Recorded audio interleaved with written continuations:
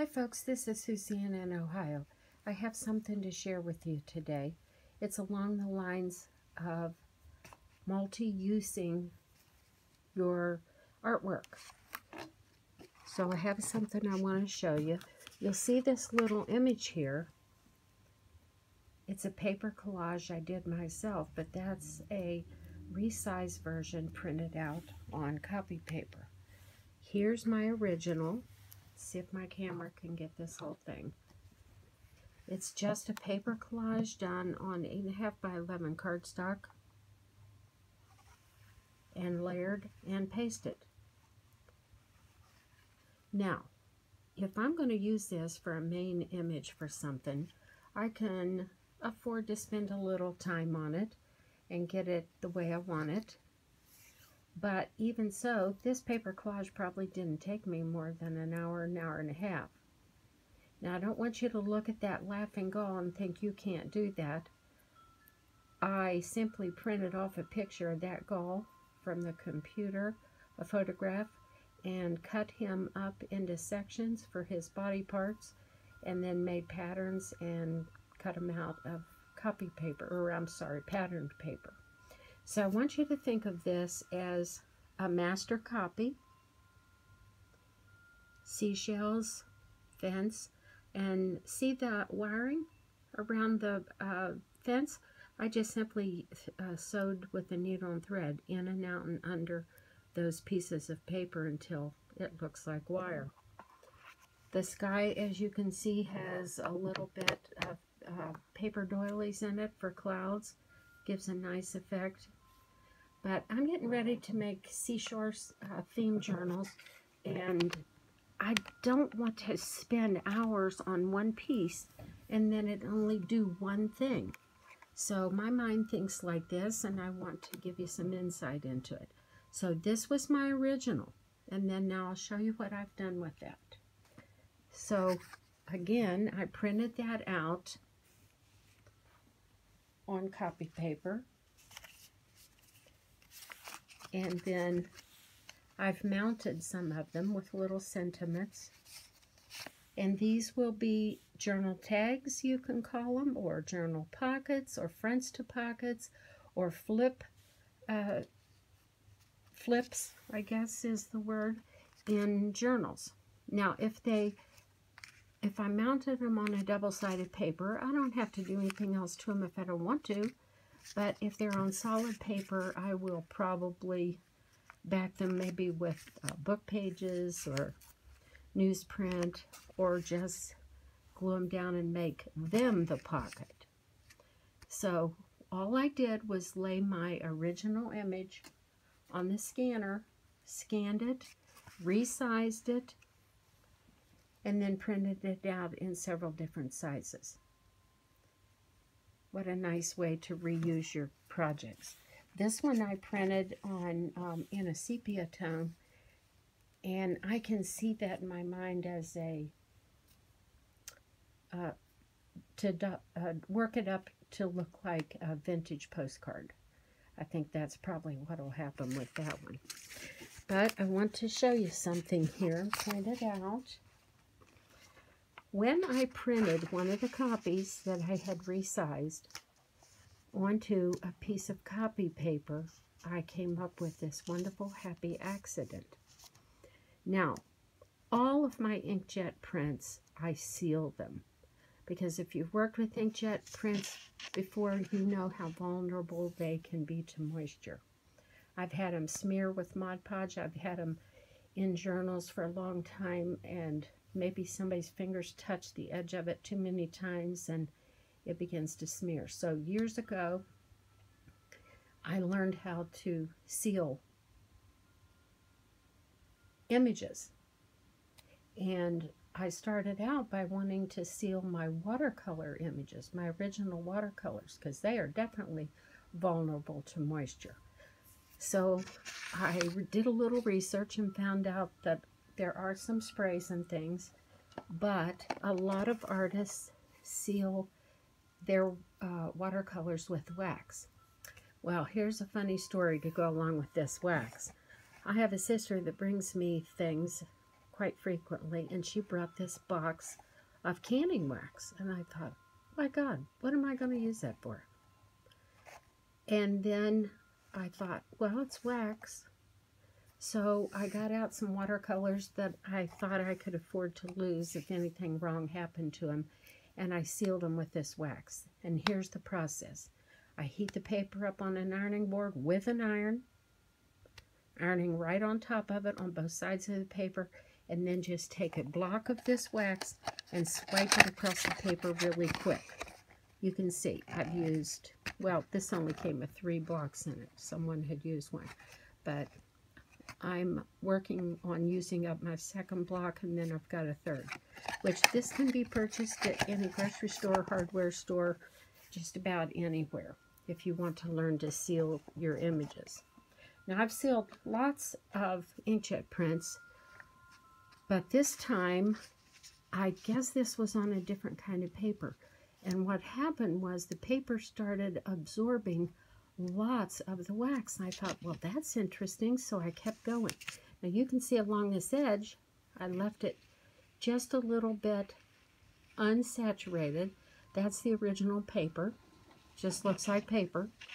But now that it's thoroughly soaked with wax, it turned it into a faux vellum. Look at that. You can see the words right through it. So what makes this fascinating is you can stitch these up for little vellum bags. You can cut them out and make them a vellum overlay onto another background. For instance, if I want to put a piece of colored paper underneath it, it changes the image a little bit, and it gives you a nice border effect if you would want to cut the backing paper just a little bit larger.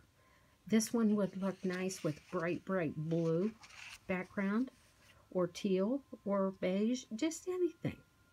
Play around with the idea and see what you can get. So once I came across this vellum idea, bear with me here just a minute, I'll show you some other things I did. So I had my little puffies, and I always copy them on the printer, and I vellumed, or let's just call it heavily waxed, this paper, and then stitched it up as a little envelope. Okay, I'm getting my thoughts together here. I wanted to show you something else. Oh, and I forgot to bring the originals over here. But here's some more paper that I heavily waxed and turned into vellum, and I'll explain to you how I made these. All right. What I did was made some master copies.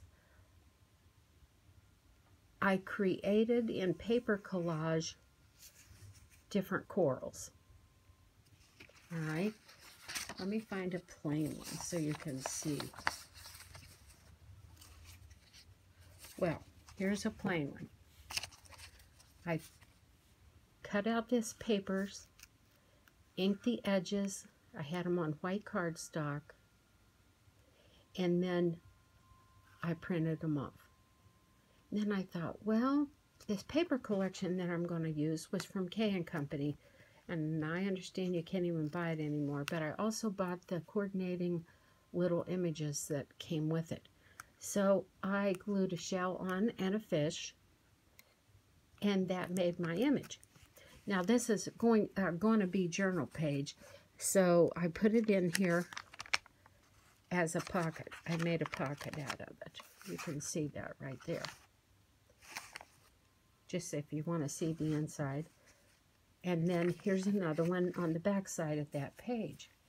So this was an original image done in paper collage style, and I tore it, stained the edge, overlaid the scraps, so I've really got some tuck spots here, and then an actual pocket under there. Well, that's a plain one. So I thought, okay, I'm going to glue some of these little images on. The fish, they look so cute. And then I got to thinking, man, I'm using up my fish. So here's what I did. Took my original coral, and I just laid the fish on it. And if I had to, I put a teeny weeny little glue dot under it just to hold it long enough, and flipped it over on my printer and copied it. And then, of course, I waxed the paper. So look, now it's vellum. Practically it's translucent for sure, almost transparent. So I'm just going to show you a couple more of these I did so you can get some ideas. All right, here's one. This is a cute idea. This was the coral, was paper that I had inked the edges. That was my master copy, and I just laid these two images from K & Company on it, flipped it over, printed it off on white copy paper, and then I waxed it. And I feel all fiddly today. Sorry. And there's my little glassine. I hate to use the word glassine because that's a different process, but it looks more like vellum and it feels more like vellum. Vellum. Now I can't talk. Okay, here's another one. And another one.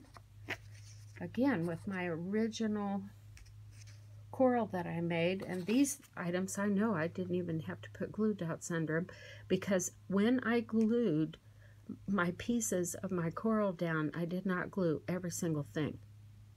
And it was lucky I did it that way. So I could just slide these things under the edges, and that was enough to hold it while I turned it over on the scanner and made a copy.